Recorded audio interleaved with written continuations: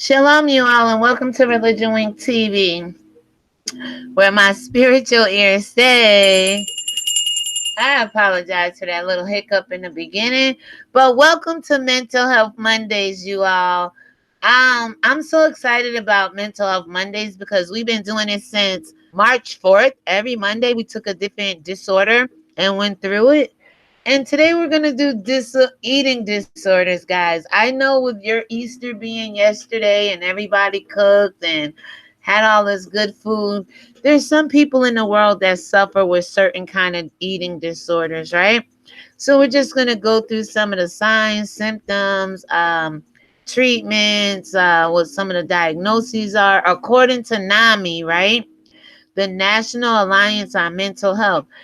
So I'm going to go ahead and let the music play out, pull up my information. I will be using the fair use clause here. So with that being said, I hope you guys show up today. After all, an eating disorder is part of mental health, and a lot of people are overweight or eat excessively because of an underlying mental health issue. Now, these disorders, we're going to talk about anorexia nervosa, bulimia nervosa, and there's one more, BED. I can't, it's called BED. That's the acronym. What is it? What is it? What is it? I'll have to remember it when I pull up my notes. But anyway, you guys go ahead and get settled in. If you come through, thank you. God bless you. I appreciate you. And if you don't, God bless you. Thank you. And I appreciate you the same way. So let me see if I can pull up my chat box here. What's going on? Anyway, let me see if I can share some things with you along the way. So how's everybody doing? How was your Resurrected Sunday? Resurrection Sunday. How was it? Why isn't it showing? Oh, here we go. All right, I got it, guys. I'm coming. I decided to do it early because it's still so much light out and I know people are getting ready to eat dinner. And I just want to share, some thoughts here. So with that being said, you should be able to see. I don't know. I love this little track right here. It's so relaxing. Still trying to pull up my chat box here. You should be able to see my homepage. Please go over, subscribe. Um, Hit this red box right here. I appreciate it. See how that goes? Subscribe to my channel. I'm trying to get to 1K. I need about 230 people. I know I only need 215, but I'm asking for an extra 15 just for a cushion. Because some people are finicky. One minute they like you, one minute they don't. One minute you put out good content, one minute you don't. One minute you speak highly of somebody, one minute you speak highly of somebody else, and they swear you don't like the other person you just spoke about. Oh my God, please. So, that being said, help a sister out. You can go to my main page and watch the video. And this is what I do. The thumbnail is Make It Do What It Do. And the title is And This Is What I Do. So again, welcome to this edition of Mental Health Mondays. And we'll get right into it, guys. I'm still trying to pull my box up, but we'll go ahead and work past that. Oh, my tablet is a little frozen. Hold on. All right, we're working it out now. When the music ends, we'll go ahead and get into it. God bless you, and I hope this helps you. So, with that being said, let me go ahead and break this down.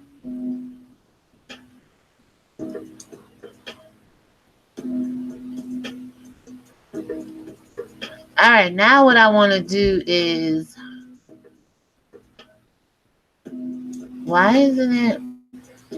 Okay, hold on one second. Let me refresh my page. I'm just so excited to get this over with because there's a really good topic I want to talk about.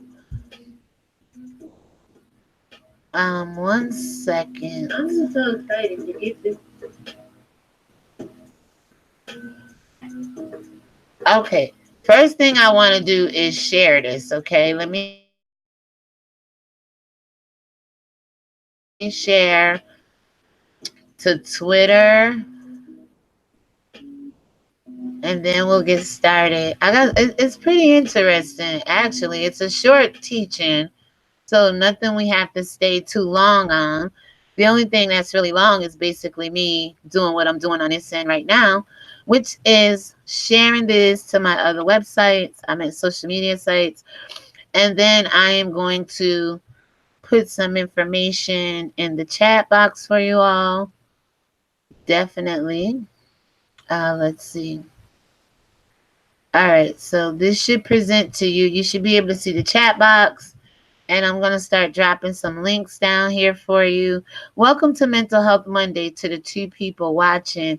We do this every Monday, pretty much on this channel, anywhere 4 or 5 o'clock in the evening time. Today we're doing eating disorders, and I know everybody ate very well yesterday, even myself. But again, there's some sicknesses in the world that people deal with when it comes to food and when it comes to certain behaviors, and mental health has a lot to do with it. So we're just going to keep educating people on this channel. I am going to be dropping a couple of links. The first will be my channel's link. If you can just go ahead and share this channel, subscribe to my channel, um, I would greatly appreciate that. And then, of course, I do videos that say you have not because you ask not, right? Usually, the mental health readings, any kind of teaching, generally takes about an hour. But like I said, this is pretty short. So I'm going to take the extra time now to do all of this and get this out the way. This is my Cash App. If you feel this channel, myself, the content, videos, whatever, my personality, how I carry myself on these YouTube streets, anything been blessing you, please.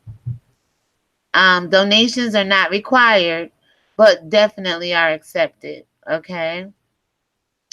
I think there was one time I asked everybody for like $7. That was back in March. I needed to pay a $234 bill, and I was able to raise $72. That was amazing, and I'm so humbled and grateful by that.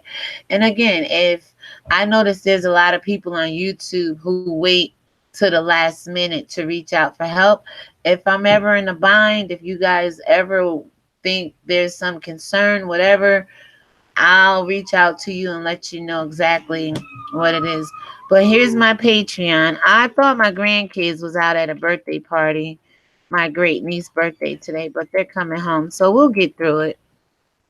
You can become a patron today, over on Patreon. I will get over there and start doing more things over there. I got to learn how to navigate over there, and I'm just getting used to navigating over here. So anyway, let me go ahead and stop sharing this. Shalom, welcome, and we'll get right into it. Like I said, it's an easy read today. It's not like the other ones we went over so far, which has been ADHD, bipolar, anxiety, borderline personality disorder. We did depression. We did dissociative disorder.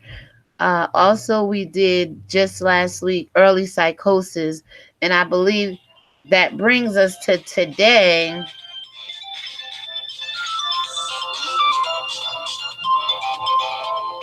That brings us to today. I apologize about that. With the eating disorders, and then we have like schizophrenia, a compulsive disorder, two kinds of schizophrenia. It's schizo associative disorder and then schizophrenia.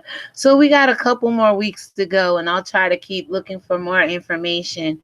But definitely, you are welcome here. I mean, if you're abused in these YouTube streets and you're just looking for like an escape, somebody to shoulder to lean on, you guys definitely can come over here. I never told anybody they didn't come over here. I just said I serve the Most High God. I'm not racist. I love my black people.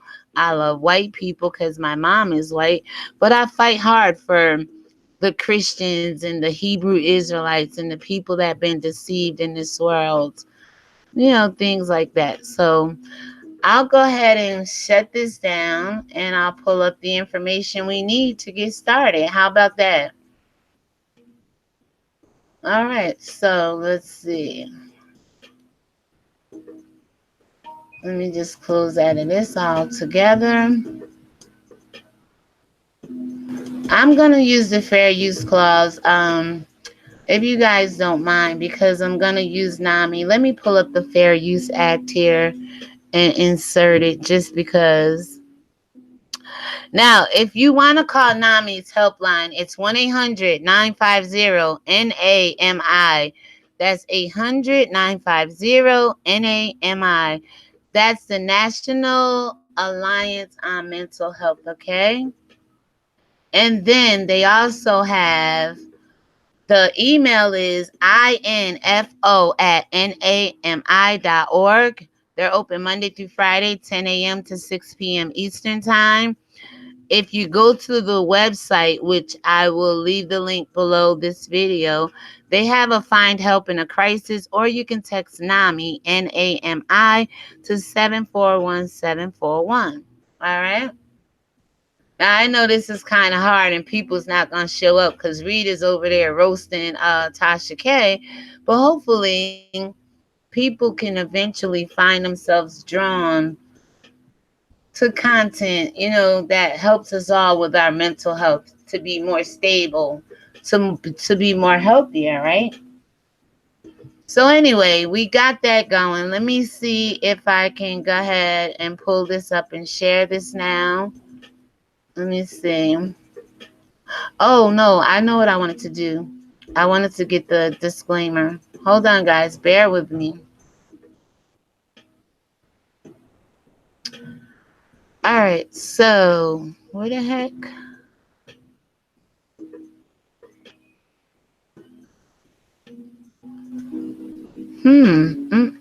Oh, okay. Hold on one second.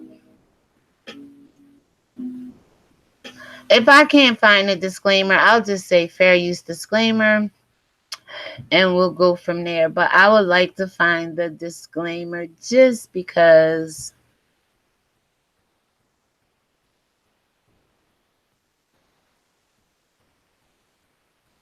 All right, so let's see. I have one here. One is pulling up. I'll go ahead and display that and then I'll pull the content up. And it's only been about 15-20 minutes, guys. And we'll definitely be done before an hour. Come on, guys. Open up. All right. So let's see. Let's go with this one. We'll just go with this one right here.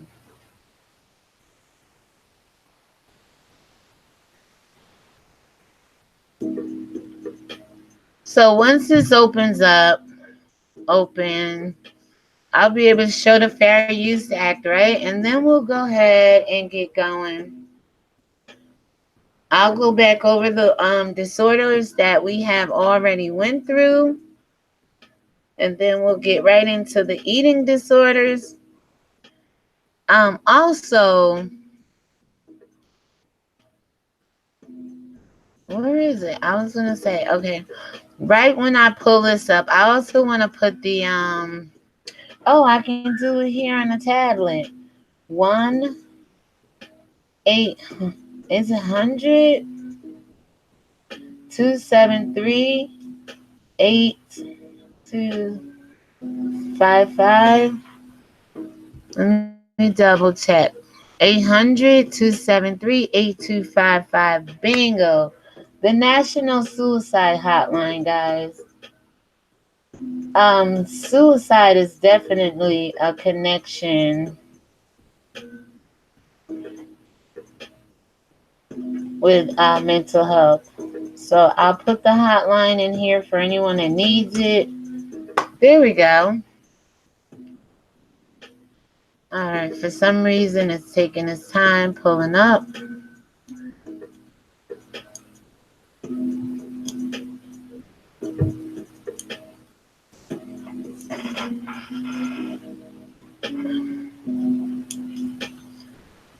All right, here we go, guys. We are on the move. My equipment is still kind of slow, but it does good. It does better than most, and not better than some, but it does good enough. Just bear with me, guys. We'll go ahead and here we go. I know there's another way to do this easier than I'm doing it. I have all my windows and everything open. Go ahead and give me that thumbs up. And whoever's watching, I appreciate you. You should see an FBI warning sign eventually come on the screen. I will be using the Fair Use Act, okay? So, boom. That's over with. Let's go ahead and pull up the information we need and get started. This is Religion Wink TV, and my spiritual ears stay. All right, guys. So we are here. Go ahead and shut that down. And we should be seeing, yes. All right, we got it. You should see the NAMI's website.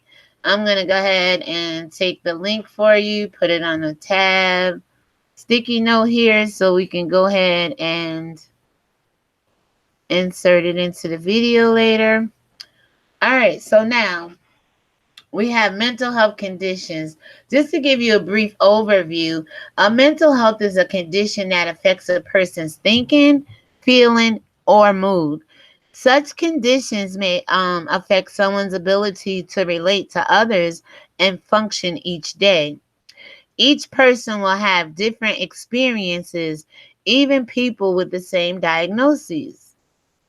So it basically recovery, including meaningful roles in social life, school, and work, is possible, especially when you start treatment early and play a strong role in your own recovery process. Now that's a real strong statement there, and play a strong role in your own recovery process. And a lot of times I like to say, mankind wants mankind to fix all their problems. And sometimes you have to be involved with your own treatment. Or sometimes mankind wants God to fix everything. But you have to play a strong role in your own recovery. So a mental health condition isn't the result of one event. No, it's pretty much over and over and over again. Something happens on top of something. Research suggests multiple linking causes. It could be genetics, environment, lifestyle influence, whether someone develops a mental health condition or not. A stressful job or home life makes some people more susceptible, as do traumatic life events like being the victim of a crime. Biochemical processes and circuits and basic brain structure may also play a role as well. So, with that being said, I wanted to just give you a brief overview here of the disorders we've been doing since March 4th.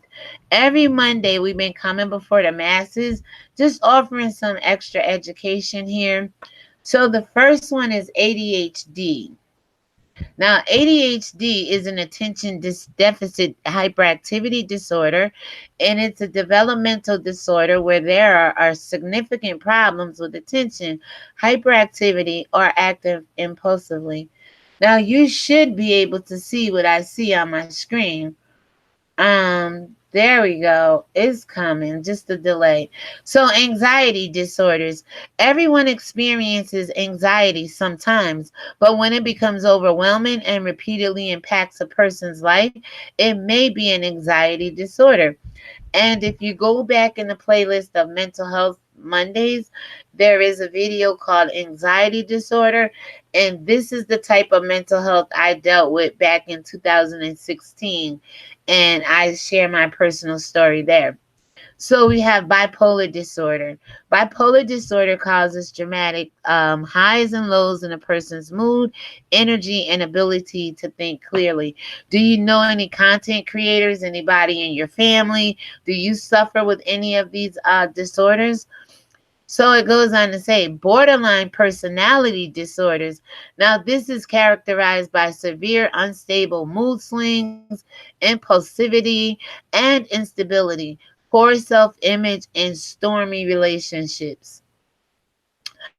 We also talked about depression, and it's more than just a feeling or sadness or sad, more than just feeling sad or going through a rough patch. It's a serious mental health condition that requires understanding and treatment. So we also have dissociative disorder. Now, this disorder are spectrums of disorders that affects a person's memory and self-perception. Now, we got into early psychosis and psychosis last week. Psychosis is characterized as disruptions to a person's thought and perceptions to make it difficult for them to recognize what is real and what isn't real. We see that a lot on YouTube, but you guys don't want to admit to it.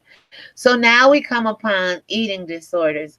When you become so preoccupied with food and weight issues that you find it hard to focus on other aspects of your life, it may be a sign of an eating disorder. And then the last four to round it off, I'm not going to give the explanation of them, but we will talk about obsessive compulsive disorder, which is OCD. We will talk about PTSD, which is post-traumatic stress disorder. We will talk about schizoaffective disorder and round it out with schizophrenia. So that'll come up next week. We'll do obsessive compulsive disorder. The week after PTSD, and so forth. We got 4 more weeks after today to round off this teaching right here.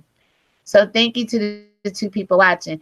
Now I'm going to go ahead and click on discuss for the eating disorders, and we'll get right into it, you all, and we should be done within an hour.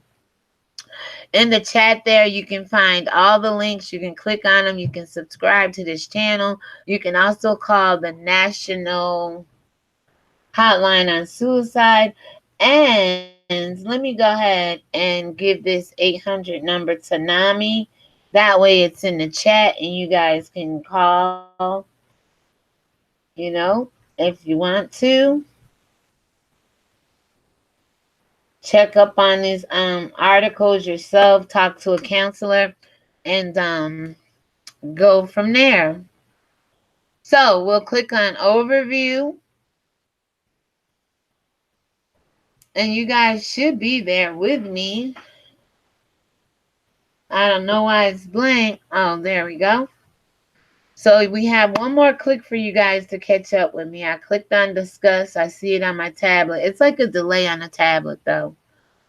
So while that's doing that, I'll play a little music to keep us engaged. And we need one more click. Come on, come on, come on, come on, come on. One more click. There we go. All right, so we're at the page where it says eating disorder, guys. And I'm going to go ahead and read the first paragraph. First of all, let me just let you know there's symptoms we're going to go over, the causes, diagnoses, treatment, and related conditions, okay? So I'll go ahead and get started. When you become so preoccupied with food and weight issues that you find it harder and harder to focus on other aspects of your life, it may be an early sign of an eating disorder. Studies suggest that 1 in 20 people will be affected at some point in their lives. Ultimately, without treatment, eating disorders can take over a person's life and lead to serious, potentially fatal medical complications. Although eating disorders are commonly associated with women, men can develop these as well. And it says develop them as well. And we're going to talk about three different kinds. I mentioned earlier anorexia nervosa, bulimia nervosa, and then we have something called BED, binge eating disorder. And we're going to get into it right now. The symptoms. So, the symptoms for the eating disorders are a group of related conditions that cause serious emotional and physical problems. Each condition involves extreme food and weight issues. However, each has unique symptoms that separate it from the others. So, we'll see what some of the differences are here. We'll go ahead and get into the first one, anorexia nervosa. So, anorexia nervosa, it's people with anorexia will deny themselves food to the point of a self-starvation as they obsessed about weight loss. With anorexia, a person will deny hunger and refuse to eat, practice binge eating, and purge behaviors or exercise to the point of exhaustion as they attempt to limit, eliminate, or burn calories. So this is an anorexia nervosa. Now, reports go on to say the emotional symptoms of anorexia include irritability, social withdrawal, lack of mood or emotion, not able to understand the seriousness of the situation, fear of eating in public. Know anybody like that? And obsessions with food and exercise. Often, food rituals are developed and whole categories of food are eliminated from the person's diet out of fear of being fat. I think my sister deals with this. I'm not going to call out her name, but she is obsessed with what she eats and what she don't eat, and don't eat sugar and don't eat donuts and don't eat cakes. And you can honestly see her losing the weight and thinning out, very thin. But I didn't ask her yesterday, but the next time I see her, because we was all at the Easter resurrected, family dinner or whatever, family brunch lunch. So I'll ask her and see if she does suffer from any one of these, because she exercises a lot. I haven't seen any purging behaviors or anything like that. She's not ashamed to eat in public, but she will make an attempt to eliminate or burn as many calories as she can. Not to the point of starvation or anything like that. So she may have a mild case of anorexia nervosa. So then it goes on to say, I definitely know she has a fear of being fat. I mean, most of us do to an extent, but I definitely know my sister do. And I told you I'm 184 pounds, and I have some extra weight on me in certain areas, but I'm definitely not over 200 pounds, and I'm definitely not fat, okay? So anorexia can take a heavy physical toll on a person. Very low food intake and inadequate nutrition causes a person to become very, very thin. The body is forced to slow down to conserve energy, causing irregularities or some loss of menstruation, constipation, abdominal pain, irregular heart rhythms, low blood pressure, dehydration, and trouble sleeping. Some people with anorexia might also use binge eating and purge behaviors, while others are only restrict eating. So again, this person with anorexia nervosa may find themselves binge eating so then they can stick their finger down their throat and make themselves throw up. I believe this is the one um that it's referring to with when it says like purge behaviors. Let me see. Let me go back up to where I was. Yeah, purging and binge eating and purging behaviors. Absolutely. So that's anorexia nervosa. Now, bulimia nervosa. People living with bulimia, you all, will feel out of control when binging on very large amounts of food during short periods of time. Excuse me. I don't know who really wants to. I don't know. I think we've all purged on food at some point in time. A lot of it at one time when you go out to eat or something like that in a short period of time, and then desperately try to rid themselves of the extra calories using forced vomiting, abusive laxatives, or excessive exercise. So a lot of us may not have done the second part of it. We've all gone out to like all you can eat, purge, binge, pigged out, you know what I'm saying? But not all of us went home and tried to get rid of the calories using forced vomiting, abusive laxatives, or excessive exercise. So this is the person dealing with the bulimia nervosa, excuse me. This becomes a repeated cycle that controls many aspects of the person's life and has a very negative effect both emotionally and physically on that person. So then people living with bulimia are usually normal weight or even a bit overweight. So you'll see either normal weight or overweight with bulimia, and you'll see them trying to be extra small with uh, the anorexia nervosa, right? So we can keep on reading.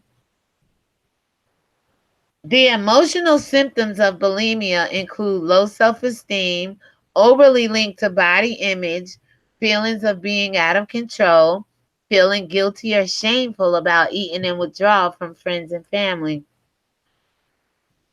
Then it goes on to say, like anorexia, bulimia will inflict physical damage. And I can imagine because a person is always already feeling distorted about their body image and the size that they may be. The binging and purging can severely harm the parts of the body involved in eating and digesting food. Teeth and damage, the frequent vomiting and acid reflux is common. So it's saying, okay, physical damage comes within the body. Binging and purging can severely harm the parts of the body involved in eating and digesting food. Teeth are damaged by frequent vomiting. I imagine the enamel and the reflux, that's like heartburn, the acid reflux is common as well in these people who deal with bulimia, nervosis. Excessive purging can cause dehydration that affects the body's electrolytes and leads to cardiac arrhythmias, heart failure, or even death. So there has been some people who purged and who dealt with bulimia nervosis that have died because when your body is not at homeostasis, which is natural balance, natural state of the body, and your electrolytes, your potassium, your iron, your salt, all of that becomes compromised. It can put your body in total shock. And I would imagine that's where the death comes in. Definitely will put your heart in arrhythmia and your heart will start, acting up or whatever. And it can lead to heart failure, guys. So, with that being said, let's go right into eating disorders. Binge eating disorder, BED. There's three kinds of eating disorders we're studying to the two people listening. Anorexia nervosa, bulimia nervosa. Now we're on binge eating disorder, BED, And a person with BED loses all kind of control over their eating and eats a very large amount of food in a short period of time. They may also eat large amounts of food even when he or she isn't hungry or after he or she is uncomfortably full. This causes them to feel embarrassed, disgusted, depressed, or guilty about their behavior. A person with BED, binge eating disorder, after an episode of binge eating, does not attempt to purge or exercise excessively like someone living with anorexia or bulimia would. This person, however, will eat the food and delight in it. A person with binge eating disorder may be normal weight, overweight, or obese. You would never see a person on the binge eating, the BED disorder, underweight, like you would with anorexia nervosis. Bulimia is the one where they purge, eat. and then they put their finger, they force themselves to vomit. And binge eating is basically overeating and not exercising or caring about getting the weight off of you, which a lot of us Americans do for whatever reason, related to mental health or not related to mental health. There's some people with good mental health that just like to eat, and there's some people struggling with mental health issues that find a way to eat to overcome the problems that they're going with. So it's kind of tricky here, but it's definitely something worth looking at if you find yourself having any kind of disorder with food, eating, period. Get you some help. I provided the number to NAMI there. You can also ask your doctor, your nutrition. I mean, there, you can Google certain, nutritions now online. But I would say make an appointment with your doctor and talk it over with your doctor to get the best diagnoses. So we're going to move right into the causes now. There's always several different factors that causes someone to deal with mental health or any other sickness, any other medical disease or ailment. And with the eating disorders, they are very complex conditions, and scientists are still learning about the causes. Although eating disorders and although eating disorders all have food and weight issues in common, most experts now believe that eating disorders are caused by people attempting to cope with overwhelming feelings and painful emotions by controlling food. See, they can't control the overwhelming feelings and the emotions due to grief, loss of a loved one, bad relationship breakup, problems with their children, on the job, stress, but they can control the food that they eat, whether it's too much or not enough. So can you see how it starts to tie in hand? Like they can't control the abusive husband or the out of control child, but one thing they can control is how much food they put in front of them, how much they take in or how much they don't take in. So this kind of helps me understand why people that deal with mental health find food goes hand in hand with it now. Because when I first started doing this and I read some of the disorders, I'm like, how is eating disorder, a mental health disorder? But I'm starting to understand and see it clearer as we go through these teachings. So I would advise you guys, get into that mental health playlist I have here on my channel. Join us on Mondays. It could go anywhere from 4 to 5, 5 to 7. I don't know. I just pop on here on Mondays and do it. But today I wanted to do it before people actually went out and finished dinner. Excuse me, or sat down and had dinner. Let me get something to drink. Hold on. Before they sat down and have dinner, so they can kind of think about their eating habits and kind of watch the way they eat and start to see if it's related to anything we're talking about. So there's 4 main factors that can cause these eating disorders. Of course, there's genetics, there's environment, peer pressure, and emotional health, you all. So with genetics, people, the first degree relatives, siblings, or parents with an eating disorder appear to be more at risk of developing an eating disorder too. If your mom dealt with it, if her mom dealt with it, if you deal with it, it's possibility your children may deal with it, one of them at least. That's what it's saying here. This suggests that a genetic link, evident that the brain chemical serotonin is involved, also points to contributing genetic and biological factors. Serotonin, guys, if we hear a lot about serotonin being low in most mental health disorders and conditions, then go by all means to your doctor to get an order, a prescription for serotonin to try to raise those levels back up. And this is where I interject faith, because the Bible says a merry heart doth good like medicine, and a broken spirit dries the bones, right? So basically what it's saying here, if you're not happy, you're going to have broken, dry bones. And to me, that's what mental health is a low state of sadness. Yes, the chemicals in the brain go low, But if medication can't raise those, try a happy heart. Try putting laughter into the person. Try keeping the person full of joy to the best of your ability. Keep them in a state of happiness, I guess I want to say. You can't make nobody happy. I'm the only one responsible for my happiness. But if you see I'm always low, my mood's always changing, and I'm just not coping right, then try a little bit of faith sometimes. Don't get off the medication your doctor have you on. But I say we need Bible verses and scripture in all these mental health clinics as part of their treatment, because remember, we read first time, you are responsible for your own covering.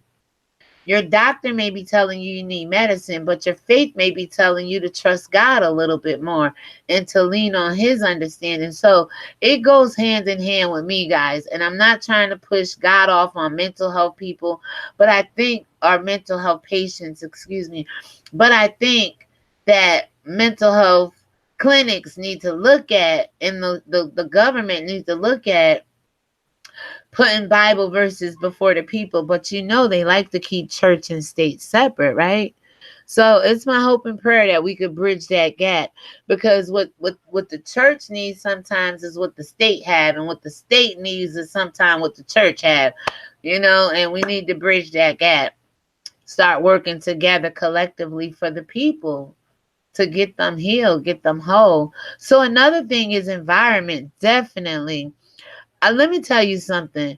I have to have a clean house. I cannot function. I mean, clothes could be a little disarray. You can go without sweeping, the floor a day or two or something like that, but it has to be clean. I cannot function with clutter.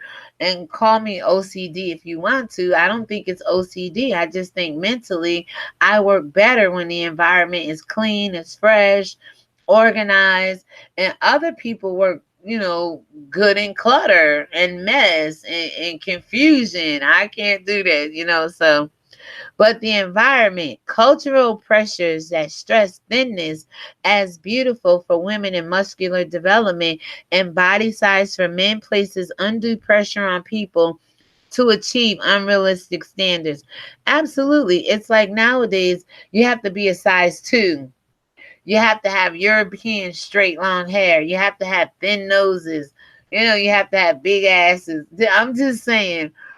But culture, your environment, where you come from, the pressure that the media and social media and all the swimsuit models in the world put on you to be a size 0, when it's not intended for everybody to be a size 0. But popular culture and media images often tie into being thin to popularity, success, beauty, and happiness, right? This creates a strong desire to a very thin person. And it creates a strong desire to us big girls too. But we know realistically we don't have to be a size 2 to be in this world and be accepted. So, but there's other people who to the brink of losing their mind and being so obsessed with being thin, and definitely their environment, where they come from, the people they are around, people you hang out with, will cause a person to want to not eat or eat too much or whatever. So it's some truth here, people. So then we go on to peer pressure. With young people, this can be very powerful force. I mean, pressure can appear in the form of teasing, bullying, ridicule because of size and weight. A history of physical and sexual abuse can also contribute to some people developing an eating disorder. Of course, any kind of abuse, and we read earlier, if they can't control the thing that caused them to be emotionally distressed, they can control food. So, of course, physical and sexual abuse can cause someone to eat or not eat. Absolutely. To overeat or to undereat. Absolutely. Also, emotional health. And I think, again, a lost soul is suffering from emotional health and emotional well-being. A lost soul definitely is a separation from God, right? And we're talking about emotional health here. The perfectionism, impulsive behavior, and difficult relationships can all contribute to lowering a person's self-esteem and make them vulnerable to developing eating disorders. Now, shouldn't we have programs to work on developing people's self-esteem? I mean, if self-esteem is really the underlying problem to a lot of these mental health disorders, we should definitely be having more self-esteem programs to offer people, right? Also, let me just say here that not only should we offer them self-esteem programs, we got to get them to remember it's called self-esteem. We're the only person responsible for our esteem. And we have to teach people that. A lot of people don't know that. So we're almost done here, guys. It goes on to say, eating disorders affect all types of people. However, there are certain risk factors that put some people at greater risk for developing an eating disorder. And let's see, there's age, gender, family history, dieting, changes, and vocations and activities. So, eating disorders are much more common during teens and early 20s. Statistically, teenage girls and young women are more likely to have eating disorders, but they are more likely to be noticed, treated for one. Teenage boys and men are less likely to seek help, but studies show that 1 out of 10 people diagnosed with an eating disorder are males. So males get this just as much as women. Having a parent or sibling with an eating disorder increases the risk. Dieting taken too far can become an eating disorder, or not dieting can become an eating disorder. Times of change like going to college, starting a new job, getting divorced, having a baby, moving into a new house, a new state. People stress for not being able to make it on YouTube. People stress out for some of the weirdest reasons and genuine reasons to them. We can't discredit, why somebody, lose it emotionally. But the times, like it's getting divorced or maybe a stressors toward developing an eating habit or disorder. Vocations and activities. Eating disorders are especially common among gymnasts, runners, wrestlers, and dancers. And I do say people who go to college and live alone, live that life. These people are just eating on the go, not eating. So there's a lot of things, people, that contribute to these disorders, but mainly age, gender, family history, dieting, changes, and vocations and activities. So let's move on to diagnoses. Then we have treatments and related conditions, and we are almost done, you all. So, diagnosis. A person with an eating disorder will have the best recovery outcome if they receive an early diagnosis and if they're a part of their own recovery, as we stated earlier, right? If an eating disorder is believed to be an issue, a doctor will usually perform a physical examination, conduct an interview, or order lab tests. So, you definitely want to be diagnosed by a professional. These will help form the diagnosis and check the related medical issues and complications.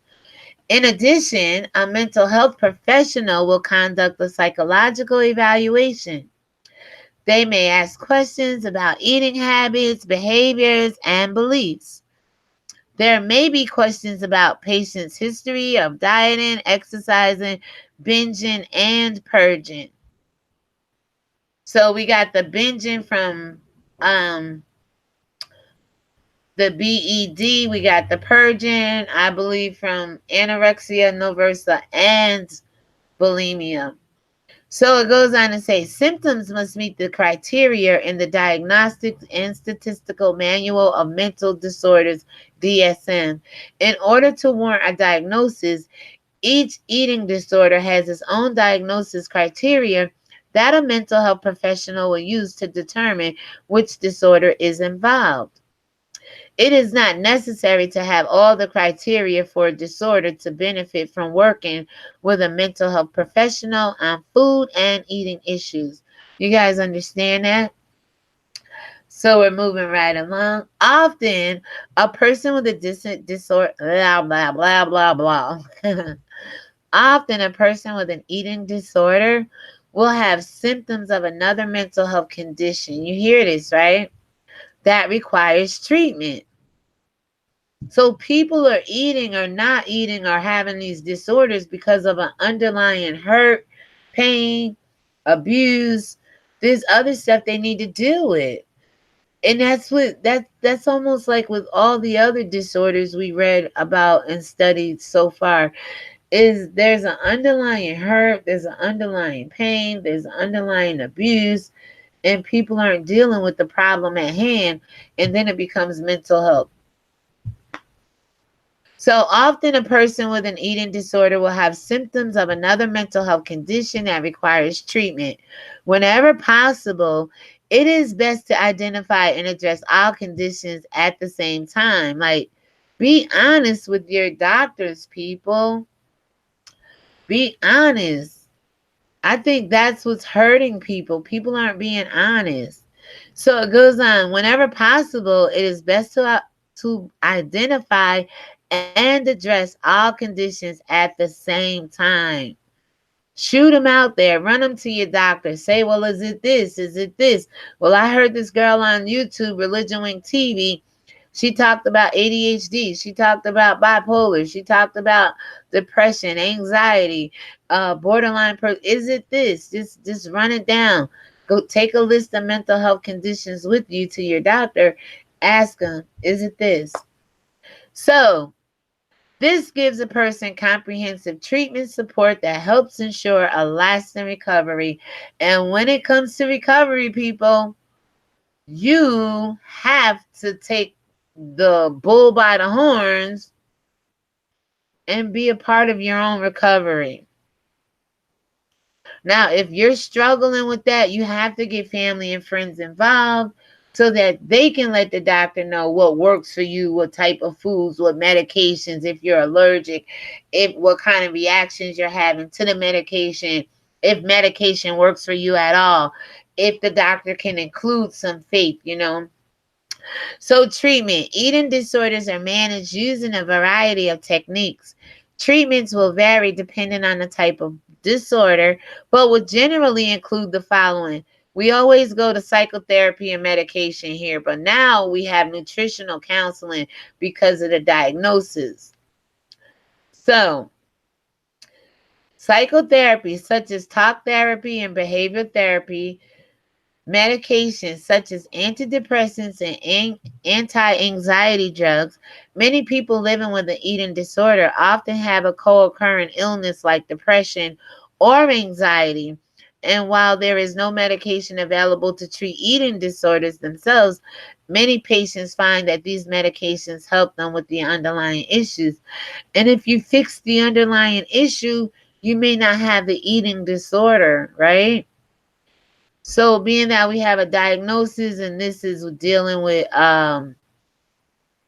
with food and intake, consuming food, nutritional counseling and weight restoration monitoring are also crucial because some people get really, really extremely skinny and on the other hand, extremely large. So family-based treatment is especially important for families with children and adolescents. And I'm going to add in here adults who cannot monitor and manage their own health and well-being because it enlists the family's help to better ensure healthy eating patterns and increases awareness and support and help the doctors and the medical professionals understand the patient and what works for them and what doesn't. I hope this made sense. The related conditions. People with eating disorders often have additional illnesses such as depression, anxiety, borderline personality disorders, and obsessive compulsive disorder. So, with that being said, I told you that I like a nice, clean work area and house and things like that. So, And I also like chocolate chip cookies and Lay's potato chips in excess. So that may be my compulsion right there, but definitely. And I notice like when I get ready to leave home, I make sure the doors are locked double twice, things like that. So yeah, there's a little bit of compulsiveness here, but in a good way. I don't let it abuse me, and it's not to the point where it debilitates me. And that is going to be our next subject for next week. This has been Religion Wing TV. You all, we stayed with under an hour. Yay! And this has been Mental Health Mondays, you all. I hope you guys are taking advantage of these videos. Click on them, watch on them, because they're for our community. They're for people just like you and I. Nobody is exempt from having a bad mental health day. Pretty much we all need one. No, we can't take a day off from work or just lay up, but there's those days when you do have a day off from work. Take a day off from mental health as well. We all need it. So with that being said, this is Religion Wink TV. We discuss the disorders of anorexia nervosa, bulimia nervosa, and binge eating. Eating disorders are a form of mental health, you all. But generally, when you have an eating disorder, there's something else like depression, bipolar personality disorder, anxiety. So, guys, get yourself checked out. To the two people watching, my links are in the channel, the National Suicide Hotline, because usually with mental health, suicide goes hand in hand, especially with depression. And depression is generally almost always an underlying emotion and from being hurt, divorce, pain, any family life change that brings about a sadness. So, and it stays with you. And it starts to debilitate you from work and doing family functions and caring for your kids.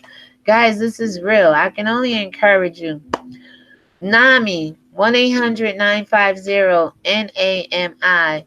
Let's go there and look at it.